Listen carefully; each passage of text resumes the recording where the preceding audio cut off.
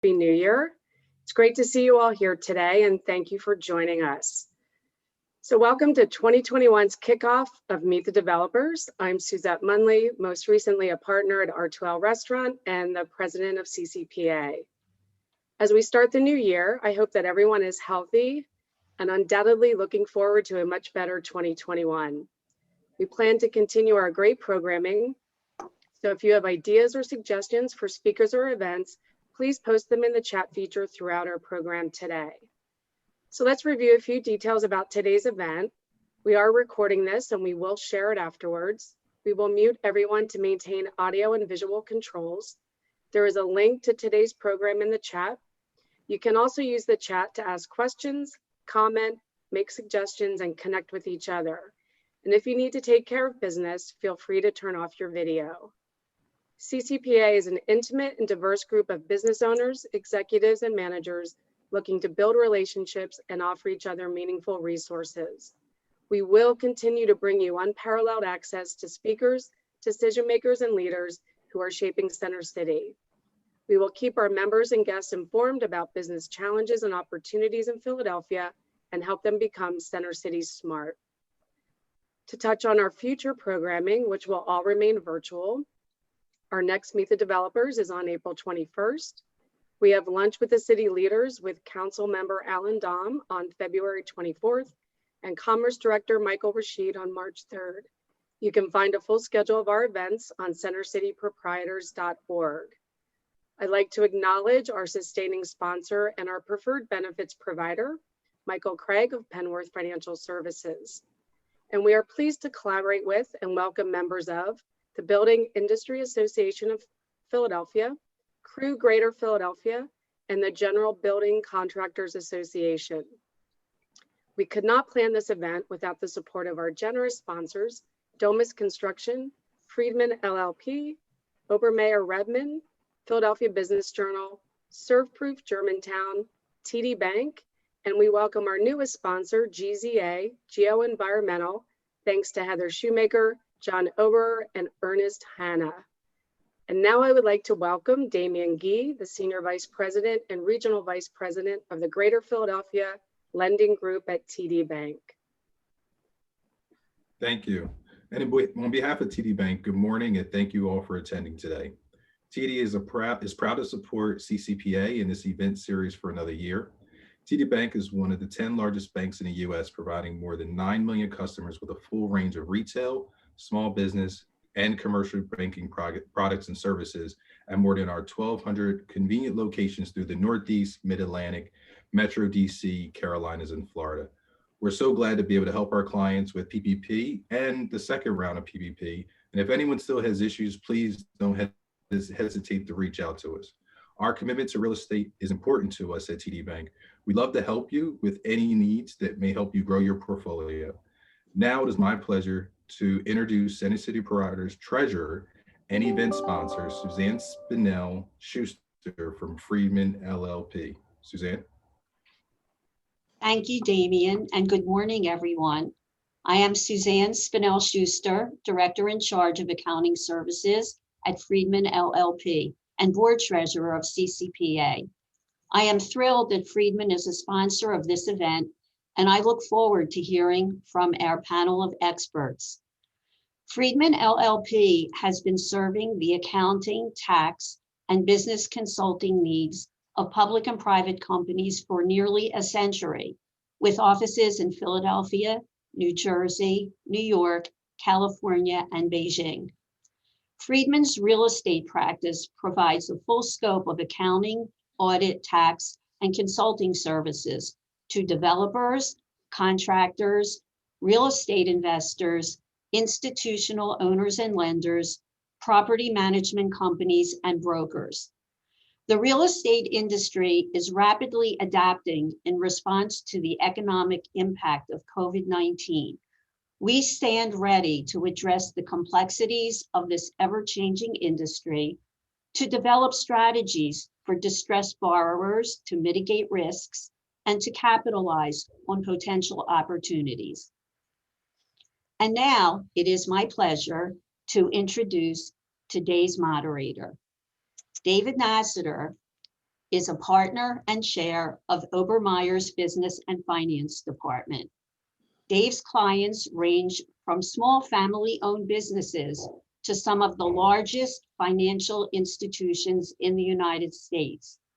His diverse and extensive experience includes providing counsel to clients on public finance, both governmental clients and private sector clients seeking access to public finance opportunities, as well as zoning and general corporate and real estate issues, including handling the workout of complex financing projects and structuring of multi-million-dollar real estate developments.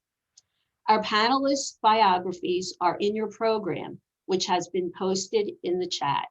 So please now join me in waving a warm welcome to my friend David Nasatir and our panelists.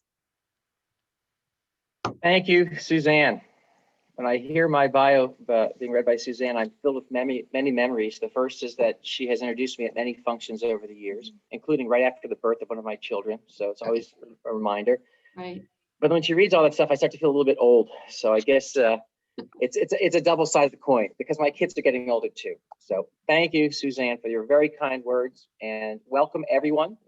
Thank you, Ben and CCPA, Suzette, for your incredible commitment to our business community, especially in the real estate sector. It's harder than ever right now, and I think we're all aware of that. So thank you for the great work you do. Just a couple points before we start this morning. The first is, in order to have the flow go smoothly, if you have a question, I'm going to ask you to put it in the chat. Kate Stockton and I will be checking the chat room constantly for questions, and we will do our very best to work them into the presentation and or address those questions from the panel at the end of the presentation today. So don't feel shortchanged, just throw those questions in. We're going to do all we can to get your issues addressed. We have an amazing panel today. When I look at our panel, I look at the world today, I'm often thinking of the Chinese proverb, you should live in interesting times.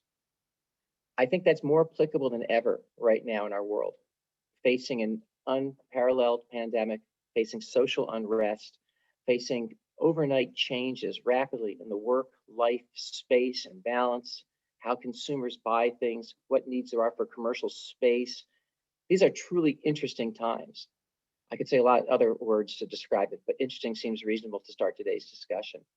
But it's in that space of such change, such everlasting challenges that we are confronted with, I think we have an amazing panel that will attempt to address those issues. We have representatives from real estate development, and whether it's for commercial space, whether it's for residential space. We have regulatory representation from the city, and we have broker representation in terms of what is out in the market space, what is selling in the market space, and what is not selling. So I think it's a really unique opportunity for us as a community to talk about what Philadelphia has right now and where we're going under these unprecedented times.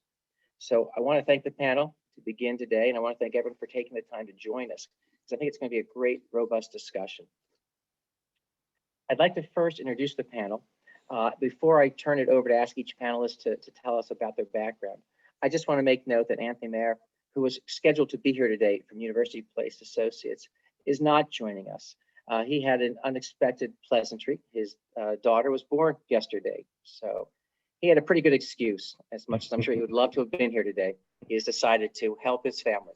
So we wish him nothing but happiness and success with his newborn, and enjoying every moment that life gives you. With that, I'd like to turn it over now and ask our panelists to introduce themselves, a little bit of their background. I'm going to start with Allison first and ask her to tell us a little bit about her role at Penn Medicine and her background. Allison, if you could. Hey, thank you. I'm happy to be here.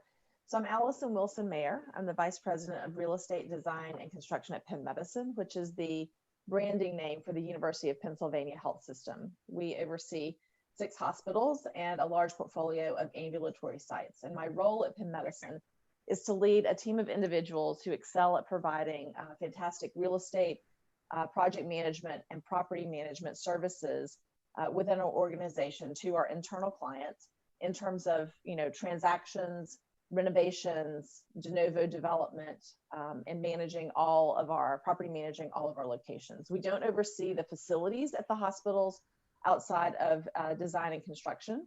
but we do oversee the property management out in our ambulatory portfolio. I'll be happy to cover some of our projects as we discuss as our discussion progresses, but I'd like to go ahead and let the other panelists have their introductions. Thank you, Allison. Can I ask Lorraine to tell us a little bit about her background, please? Hi, everyone. I'm Lorraine Wilson Drake, and my company is Wilson Drake Development. We build and manage small apartment buildings here in the city of Philadelphia. And we do what's considered social impact investing. So we service, our clientele is generally people who want to live in the city, but they don't want to or can't pay for center city rents, so they're living out in other communities. And our value proposition is that we'll give you a nice apartment. It'll have some nice amenities. It'll be very modern. It'll be very well laid out, but it's probably going to be in a neighborhood that has some challenges. So we work mainly in what we're calling now opportunity zones, but we've been doing this for about 20 years. My background is, this is kind of a second career for me. I moved to Philadelphia and had a hard time finding an apartment, so I started building them. I've worked in television for almost 20 years, and I've been doing this for almost 20 years. Fabulous. Thank you so much for joining us today, Lorraine. Larry, can I ask you to tell us about your background? Sure. Good morning, everyone. I am a commercial real estate broker. I'm the managing director of the retail brokerage at Colliers International. Colliers is a full-service real estate firm with brokerage disciplines in office, industrial, retail, of course, and we also have a great life sciences department, which has become a big opportunity for us. I've been a broker specializing in retail for 30 plus years. The last 20, my focus has been Center City, where I sell and lease real estate associated with retail and restaurants. Some of my larger transactions are Nordstrom Rack for 40,000 feet, Walgreens I did at Broad and Chestnut for 26,000 feet, and many other deals in and around Center City. I'm also the current president of Rittenhouse Road Merchants Association. Good morning. Great. Thank you, Larry. Terrific. Looking forward to hearing from you as well. Iola, can I ask you to tell us about your background, your role? Sure.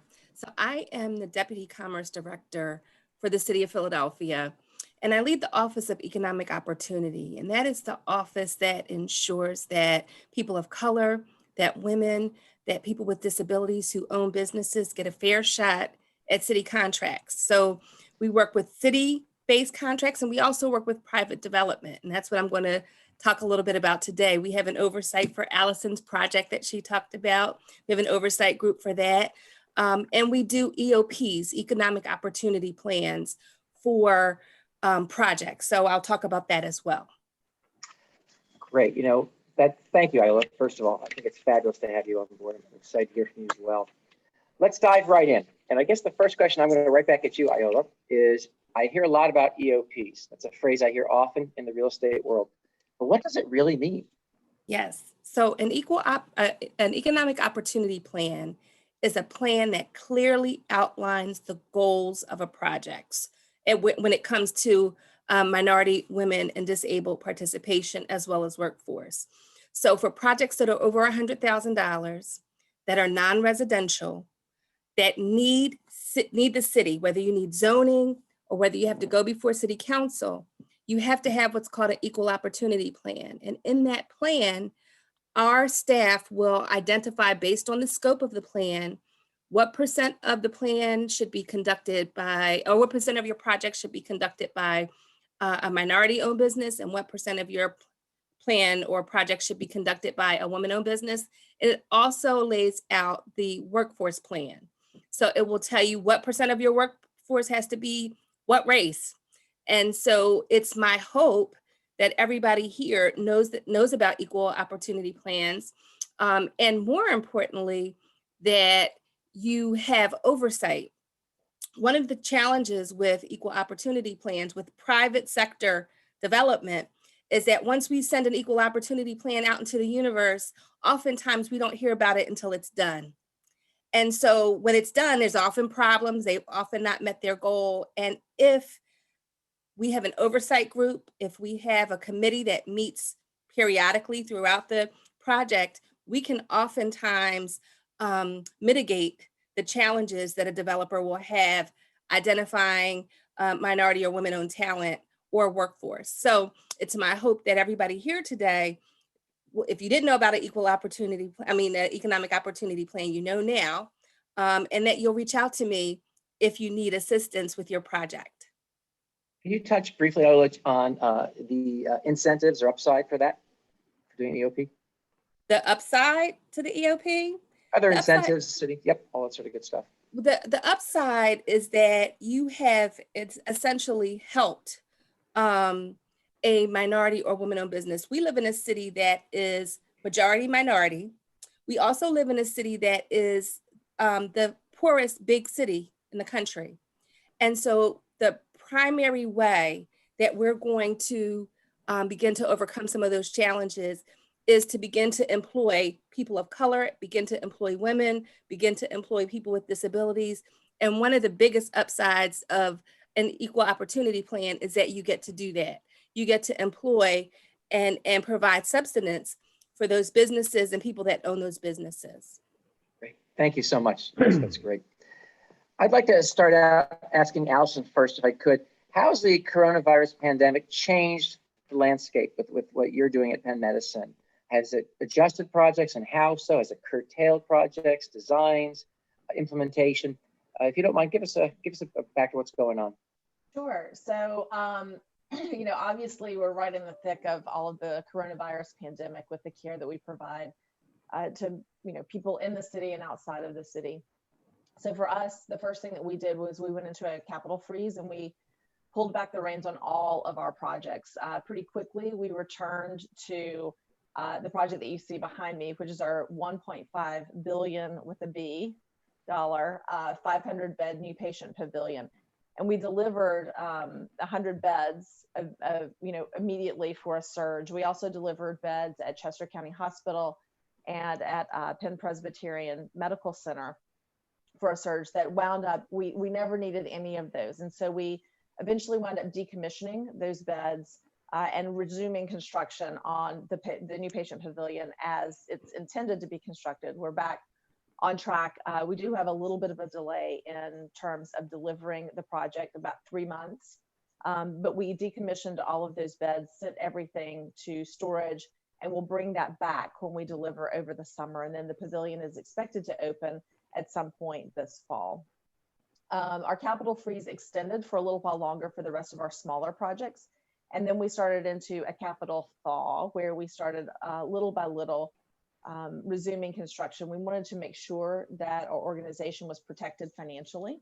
And we were able to weather the storm pretty well by managing pretty closely our capital outlays. Our first priority were our employees and keeping everyone safe. And so we wanted to make sure that all of that was covered first. This is really awesome. Go ahead. Are you seeing growth now? Would you say you're in a growth mode now? Or are you still playing defense? I would say that this has given us an opportunity to really examine everything we're doing from a strategic standpoint. We've questioned whether or not we need to go back to some of those projects that we put on hold. And we're looking at our capital asset allocation as we're moving forward. So I wouldn't say that things have picked up any. I think that we are reevaluating everything. Well, we've done a lot of operational changes because before we kept saying, we can't do things this way because of this, we can't do things that way. And it's provided us an opportunity to really think about how we can deliver our business differently or how we can maybe work differently in our administrative footprint. Thank you. I'm curious, Lorraine, same question for you. How has the pandemic changed the landscape in your world since you're doing so much residential? Absolutely. So a couple of things with us. We were just about to start a project when the pandemic hit. We had submitted for a building permit and the city shut down. So we were kind of on hold. We finally got it, I think in early September. So that just kind of totally delayed what we were doing. But the other thing that we're finding is now that we're kind of going on the project, all the supply chains were disrupted. So it is enormously more expensive now to develop anything than it was, back in March. So that's one of the big things. And then the other thing is just, people are hurting we're lucky that most of our tenants have been okay, but a couple of them we've had to let people out of their leases. We have people on payment plans, which is, kind of never happened for us before. So those are the disruptions that we've seen. Wow. Larry, can I turn to you now? You have, from the commercial broker perspective, what are you seeing in the marketplace? Well, the pandemic in my world accelerated a shift in retail that was already occurring. We all are aware that the internet has become a major point of sales for most consumers, and that's affected how brick and mortar retail has reacted. I'll give you an example. Between Broad Street and 19th Street on Walnut Street alone, we count 22 available spaces, which is a huge increase of vacancy that we've never experienced before, not in my 20 years of focus in that market or any time that we can remember. So we have a big shift in retail happening. And the pandemic, although was impactful, this shift was occurring a year or two before the pandemic hit. So clearly, when people were locked down, they got to use the internet, and those sales just escalated dramatically. We do expect, however, that brick and mortar will change and adapt, and these spaces eventually will fill. And I'll give you an example. Allbirds opened on the 1700 block of Walnut Street. They were almost exclusively a online seller. We call them DTC, direct-to-consumer sellers. And that trend is going to accelerate and hopefully backfill a lot of the vacant space that we're seeing. Also, restaurants, of course, were severely impacted. We lost a lot of them in Center City. The large chains, the stronger restaurateurs and food service operators will survive, and they're going to hopefully backfill some of those spaces as well. So Larry, the $1 million question for you is retail on life support? Oh boy. Well, we're near life support. In the last month, January in particular, we've seen activity dramatically increase. So I'm hopeful. I think it's going to take a year, maybe 2 years to get back to a level where Center City is thriving with retail opportunities and offerings for tourism. Clearly, we need the convention center to reopen. We need the office spaces to fill back up. That supports the retail and the restaurateurs. It's a big issue. Thank you. Iola, I'm very curious from your perspective, what are you seeing? Are projects stalled? Are they restarting? Are projects evolving differently? What are we seeing? There was a period when the pandemic first started that everything came to a halt. And I want to say now they are starting to move, and actually they're starting to move really quickly. So at one point my office was kind of, slow, but now we're getting plenty of EOPs, requests for EOPs in and out the door. So construction is back up and running. I do agree with Larry in terms of Center City. It is, I say it differently. It looks really stark compared to how it used to be, but we have faith that it's going to return. So I've got my fingers in prayer mode with you, Larry, that it's going to come back. And I just wanted to also share that really quickly as an offline that we do have a small grant available for restaurant businesses. And I will put the link to that in the chat for all of you who are interested. Great. Thanks, Iola. I have a question for Lorraine, and then I'm gonna give Allison a heads up. I'm gonna go right back to her with the same question because it's two sides of the same coin. The world has obviously changed, as we're all talking about, as I alluded to in my opening remarks. People no longer have to live in the city to go to work. They don't have to live anywhere near their offices in some cases and still can work for an employer. and that's rapidly accelerated since the pandemic. So Lorraine, how has that challenged your business model of building in urban communities near, I assume, center city in many cases, but so that life and work existence is still in the city? And then I'm curious, Allison, from your perspective next, how has that affected your efforts and your construction? I mean, are you completely changing your model because folks don't need to come in anymore? Maybe you need half the space you needed before. So both sides of the coin. Let's start with you, Lorraine, first, if we could.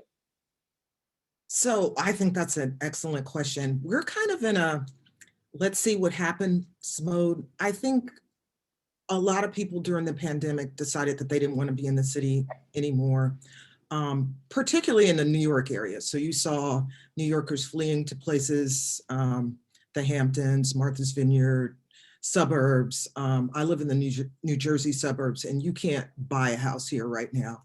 The market is so hot. For my business, I think my tenants really want to be in the city. I mean, they're a young group of people. So I think when restaurants come back up and outside opens again, those people are still going to want to be in the city. But I think some of the older people, particularly people who have kids and who need a good education system, are probably going to leave a little bit faster.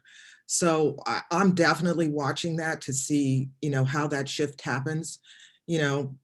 People may now be able to afford to live in Center City in a way that they haven't been. That's not true so far, but I don't know if we're moving there. So I'm definitely watching to see what happens. All of my tenants are working from home now. So in terms of what we design and what we build, we're definitely thinking about giving space and thinking about space planning in that kind of a way. That's great. Allison, the other side of the coin, what are you thinking?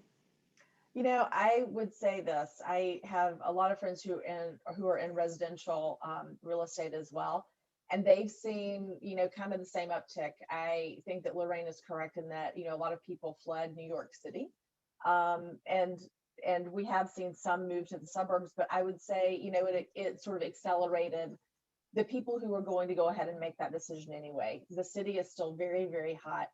I live in the city. I have for 20 years. I love it. I do not want to move to the suburbs, and I have a family. So I think people have sort of disaggregated their decision making. You either want to live in the city or you want to live in the suburbs. And there are people who do both of those things.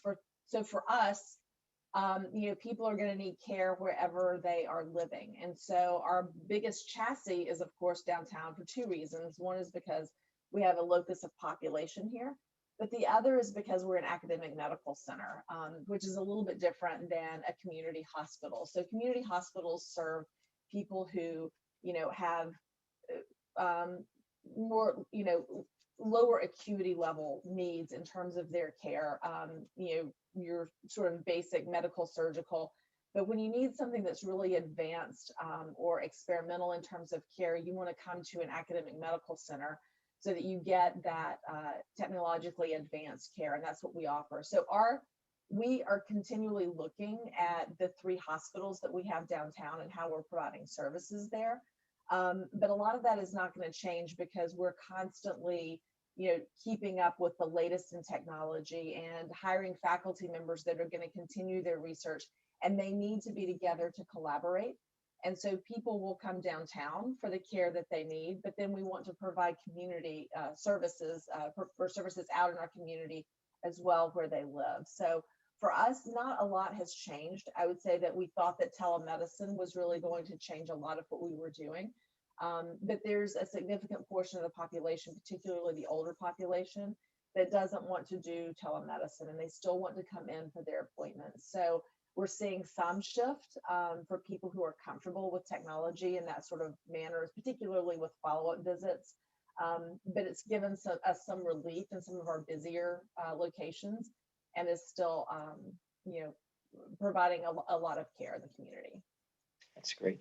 Iola, I'm very curious from the city's perspective. I would imagine this issue has tremendous impact on the city's tax base as well as its growth and stability. Are there any shifts going on, for example, in your office to promote a different way of thinking about living in the city and working from home versus what was the world just 12 months ago?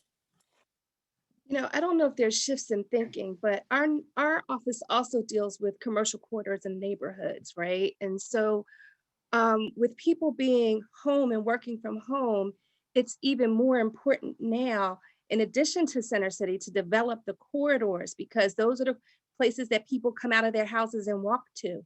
And so we are looking at bringing and developing retail on commercial corridors as well, because it's going to be critical. People need access to amenities and goods and services, and they're going to need it close to their homes. So I would say our major, and I'm not even going to say shift, we've always done this, but our focus now is looking at the corridors and developing retail and amenities on the corridors for our residents. Thank you. Larry, are you seeing that same sort of adjustment and emphasis like I was talking about the city's focusing on to try and bring more of these consumer-focused needs to the neighborhoods as opposed to other areas? I have seen it. It's continuing. There is some success in some of these corridors. You can name Northern Liberties in Fishtown, East Passyunk, University City, and we're getting some successes there. One of the watchwords of our business is daytime population, because the daytime population is very important to help and get retail to thrive. And as that daytime population increases, retailers will be more and more interested in corridors. Restaurants are already there. I think it's important to add retail into the mix to get a diversified tenant mix that is attractive to everyone. And, developing office space within these corridors is also important, because office space provides and always has provided a big component of that daytime population, which is why Center City has always been so strong. I appreciate that. Let me shift the discussion a little bit. I'd like to ask a question. I'm going to ask. I guess I'll start with Lorraine, because I just happened to be thinking of Lorraine this second. Social justice, economic justice are issues that we all are paying more attention to than perhaps we have in years, and that's not right, but I'm glad we're doing it now. So here we are focusing on that. How is that influencing, in your mind, the conversations underway in the real estate community? Are we seeing a change in what we want to do, where we're doing it? Or is it more of just discussion, a bigger picture? I think we're more in discussion phases. So I belong to a group called The Collective, and it's a small group of African-American developers who are here in Philadelphia. And so we partnered with a firm called 17 Asset Management to talk about social impact investing, to talk about how we attract more capital to the neighborhoods that we work in and to our businesses. It's always been super hard to be a small African-American developer in terms of the neighborhoods that we work in terms of access to capital. Many of the communities that I work in are redlined. If everyone's familiar with that term, it still happens.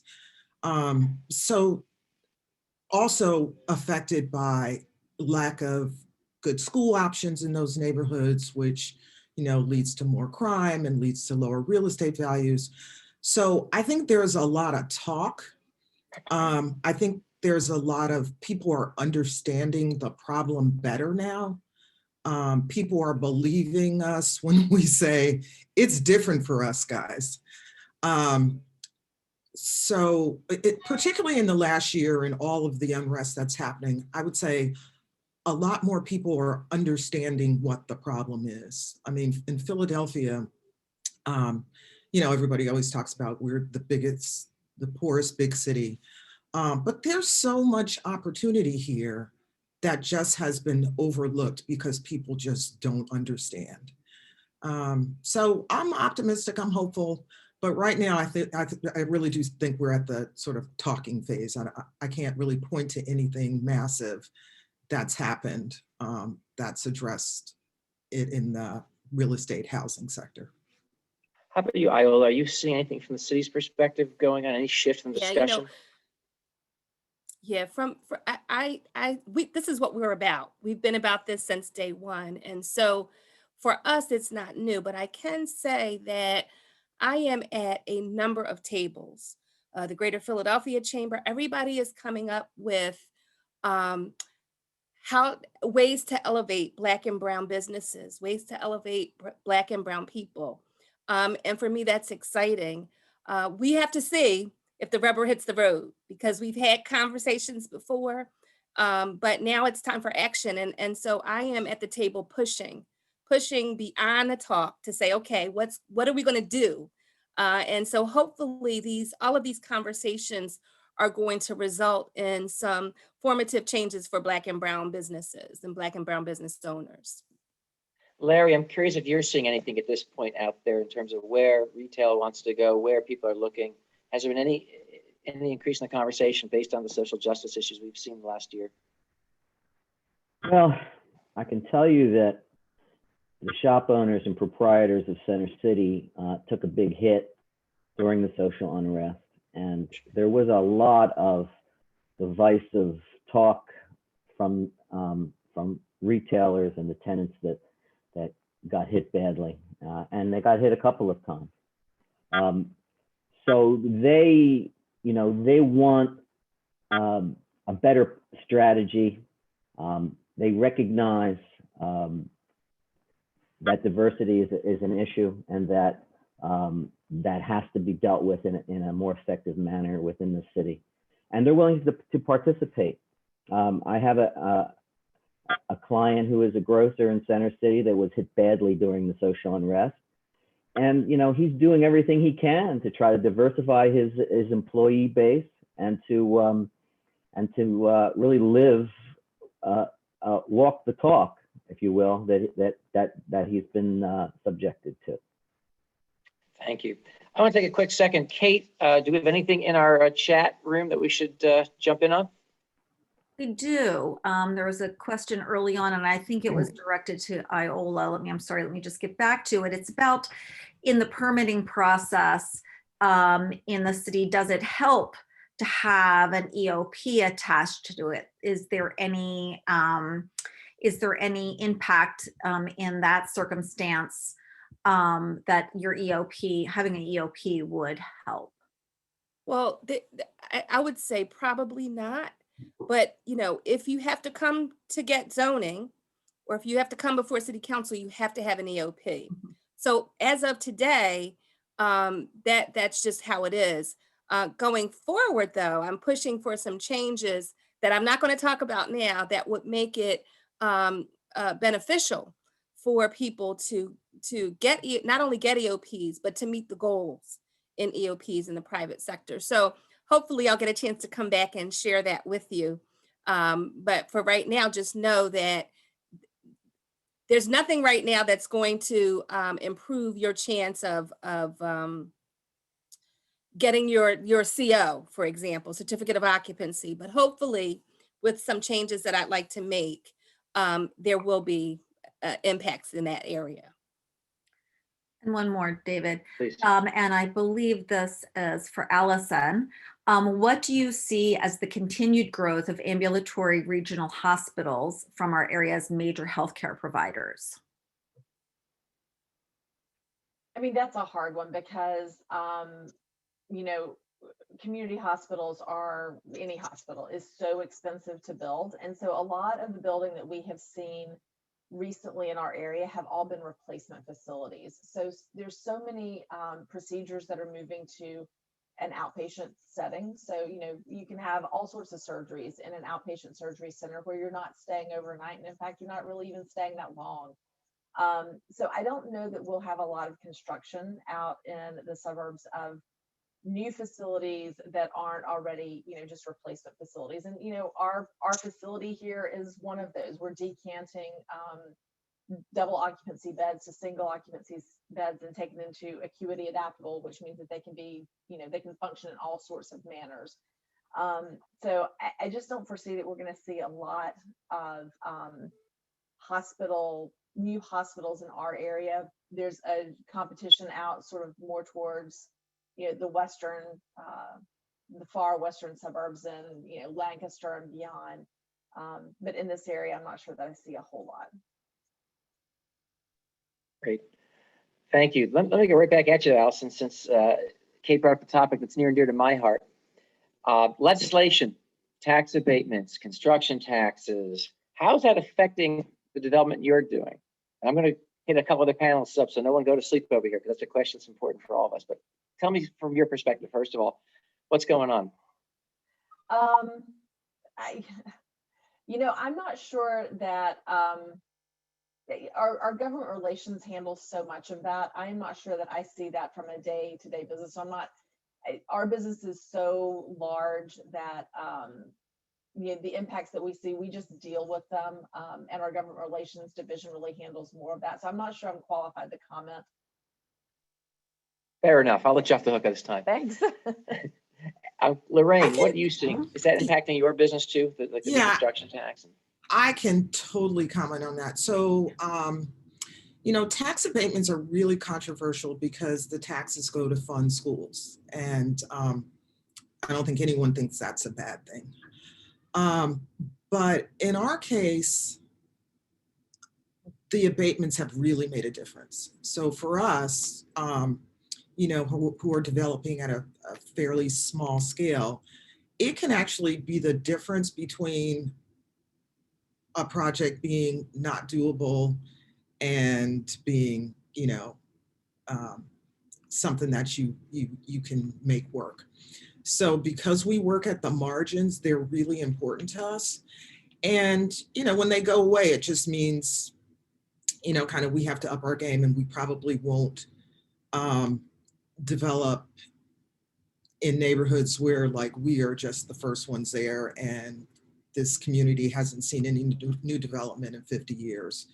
Those kind of projects probably are not going to make sense anymore, but we'll figure it out. So I hope that they restructure rather than totally get rid of them. The city is going to need a kick to get back on its feet, and abatements help that. Larry, what are you seeing out there? I'm seeing that there is still an issue for the tenants, the retailers, that the city is one of the highest tax cities in the entire country. They look at that and factor that into their ability to pay rent. They can only, they analyze their sales and they look at what rent they can pay, and the taxation plays a huge role. Use and occupancy tax and Center City District tax and all the other taxes that are lumped onto being able to do business in the city. So it does affect the retailers. They're still looking at that. There still needs to be some adjustment in order to attract more retail into the city. And I'm a big proponent of a change in that taxation. Iola, I couldn't let you go without bringing this home to you too. I'm the man this time. I'm afraid so. Afraid so. I just can't let you go off the hook here. I got to ask you from the city's perspective. You're hearing the people. The people said they want to develop, but it's hurting. What's your thought? Yeah, my job, I am not directly involved with this. However, I do hear you. The construction impact tax is supposed to benefit affordable housing. And I'm for affordable housing. So, I really don't have a lot to say except that I do understand Larry and Lorraine. I understand your plight, and I understand the plight of those of you who are in the listening audience today. And I will take your feedback and share it back. See, we're making progress, everybody. This is good. Thanks, Thank you.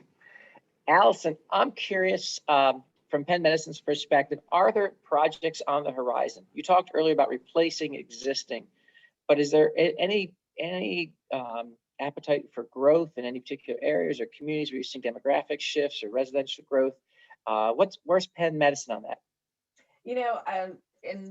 I struggle a little bit with this because, we're talking about Center City here, but most of our growth in terms of addressing new populations really comes from outside the city. because there are so many people who, as we said before, you either want to live in the suburbs or you want to live in the city. And if you want to live in the suburbs, it's really hard to justify coming downtown for care if you don't need to. So most of our, new real estate growth will be focused towards the suburbs. What we're doing here in the city is continuing to redevelop, reinvest, and renew our existing footprints. We have plans for Presbyterian Hospital on their campus, as well as the backfill of the other side of the hospital of the University of Pennsylvania, which is this is the new side. We have to do something with the chassis of the old side as well. So we have those plans. And then our nation's oldest hospital, Pennsylvania Hospital, we can't leave them out because they are really kind of our most community-oriented hospital in the city. And obviously we need a lot to renew those facilities as well. So I wouldn't say that we focus a lot on growth while we're in the city. We just focus on, increasing our quality of care and maintaining our standards and really becoming, more accessible and available to those that need really high quality, intensive acute care. Great, thank you. Lorraine, what are you looking? Where are you targeting right now? What neighborhoods you see on the horizon of growth, if any? So kind of the way we make our business work is we try to buy land for really inexpensively. So we picked up a bunch of lots in the Wayne Junction neighborhood of Germantown. There's a lot of office construction going on there, but not too much on the residential side. So our current project is we're on the corner of Berkeley and Pulaski, and we're doing a 14-unit apartment building. And then we got a couple of lots where we're basically kind of doing the same thing. So we're really excited about the neighborhood. It hasn't seen any new investment and has a lot of vacant lots, a lot of vacant houses. So we're hoping to have some impact there. That's great. Larry, what are you seeing out there from the commercial side, retail? Where are people shifting? Is any area becoming hot or cooling down? Well, some of the corridors that we talked about, like Fishtown, for example, it's amazing the amount of development that's taking place there. A lot of it's residential, but there's retail on the ground floors of most of those residential developments, which needs to fill up. So far, food and beverage has done a super job out in Fishtown and also reaching into Kensington. Always been there in Northern Liberty. But again, I would like to see more real retail in those corridors. Retail stabilizes and adds to the tenant mix. And so far, we haven't really achieved that, and I think it's coming. Thank you, appreciate it. Iola, are you seeing anything in your office? Certain areas becoming really hot now, or particularly cooling off in the city? I really can't speak to that because we don't really work in that way. But certainly areas in West Philadelphia we're looking at, like Parkside Avenue, 52nd Street, Cecil B. Moore. Those are historic areas that we want to see revitalized. And we're paying particular attention to putting retail and amenities in those areas. Great. Kate, any questions in the chat room? I think I saw a couple popping up, so I'll make sure I get to them. Yes, thank you. So a little bit wider perspective question from Marty Tusman, asking about what do you see for absorption of some of the space in the region that may be challenged when rebounding? So office space, hotel, retail, et cetera. Do you see those markets maintaining their space needs or needing to be absorbed or transformed into any other new or different uses, different lives? That's a great little question. more strategic question. So I'll I'm pick gonna a ask- whack at that. Great, thanks, Allison. Perfect. Because I live this every day. I get pitched a lot on, do you want to put a medical use here? Do you want to, every office building in the city that is remotely qualified now is looking at putting lab space in. to support the life sciences. I hope that one day we're going to become, more like Boston's, Kendall Square area or Research Triangle Park or anything like that. I think that we have seen a lot of effort put into the life sciences over, the last few years specifically. And so I think we're going to continue to see that shift, hopefully throughout the city. There's been some talk about residential conversions. I do worry a little bit more. I worry less about retail because, like Larry, I think that eventually will come back. I think the high street retailers are probably the most challenged. But the space that I worry about the most is the dated office buildings that are, Class B and Class C that aren't going to be able to reinvent themselves quickly or capital constrained due to their current landlord. But I think that those are some possibilities that are out there. And I do think that Philadelphia will be challenged for a few years, but I definitely think that we're scrappy and we'll come back stronger. How about you, Larry? Any thoughts? Well, I'm anxiously awaiting the impact of the COVID vaccine to get into as many arms as possible to create that lifestyle so it can come back into Center City. We need the street traffic. We need the offices to fill up again.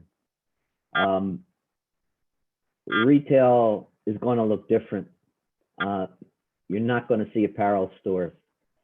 They just can't make it in competition with the internet companies that are out there.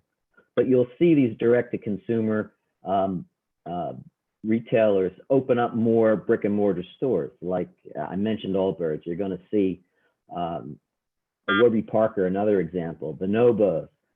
We're getting those, and they're backfilling space.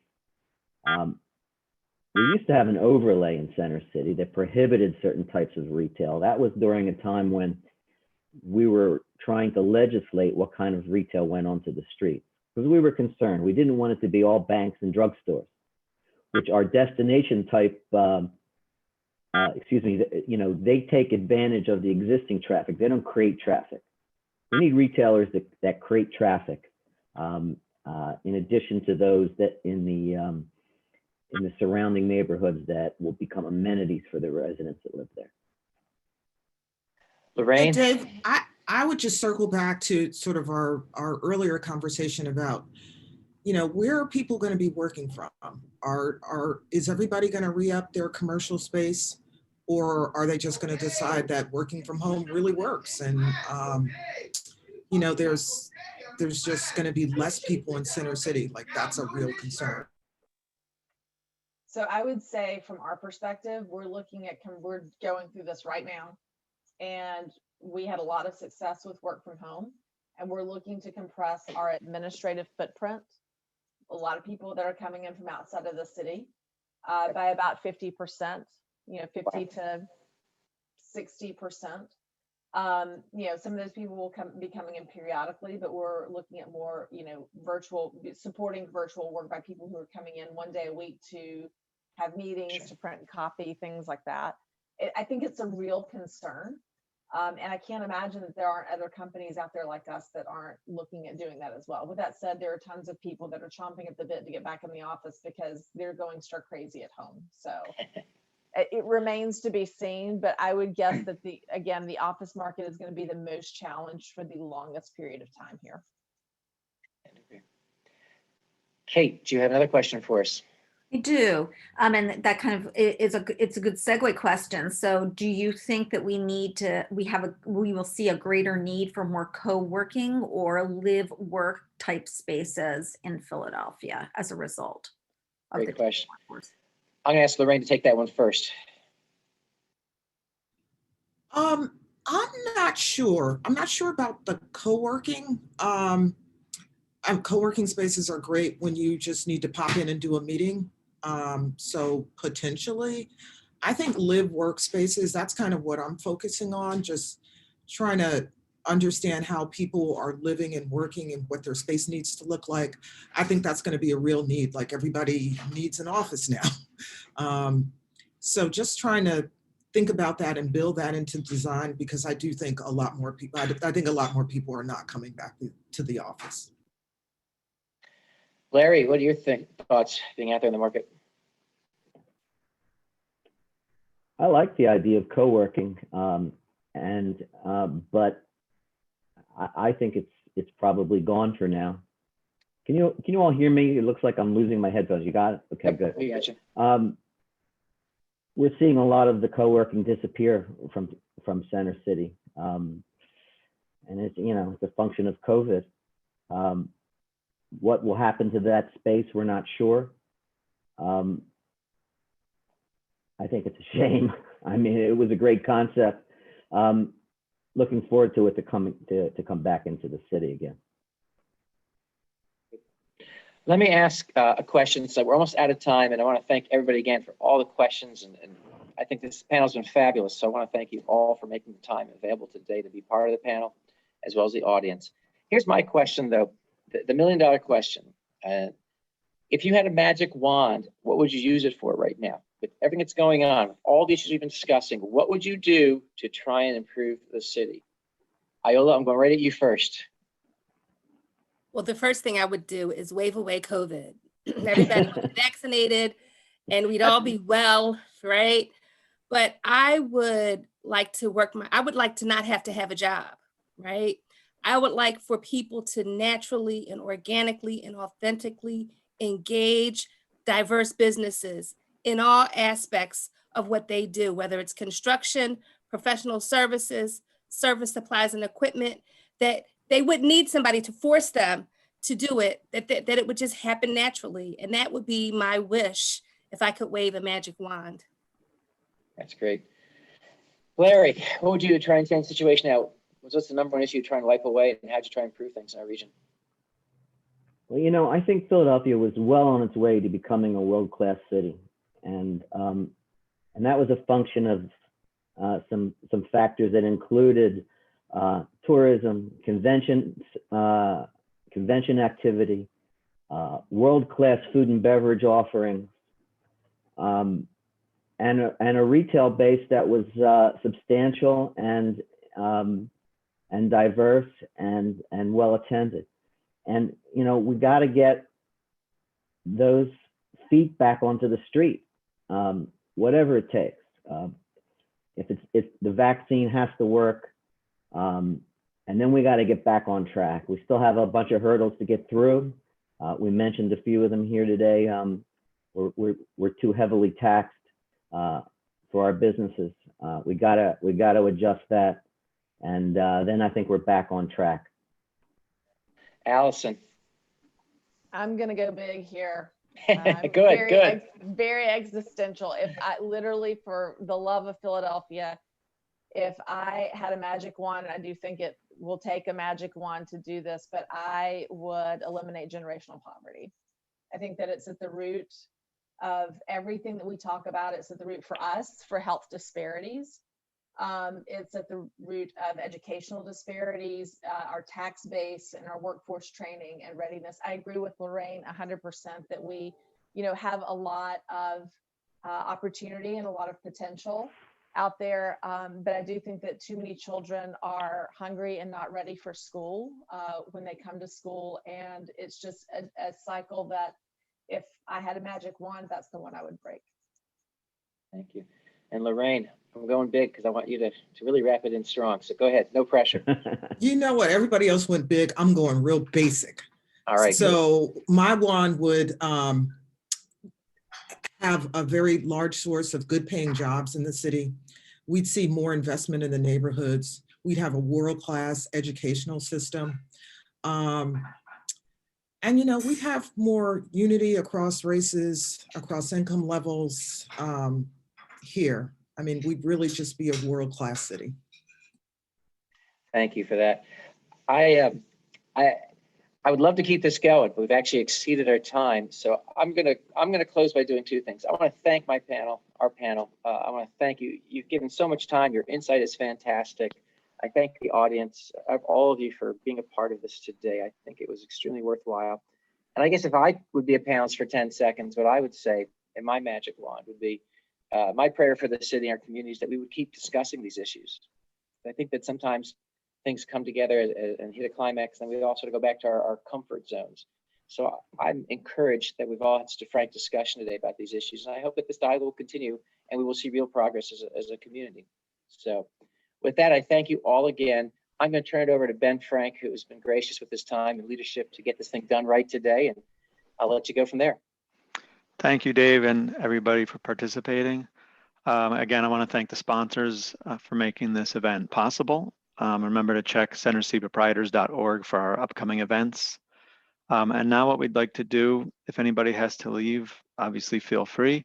But for people who want to stay, we're going to break into small group networking sessions.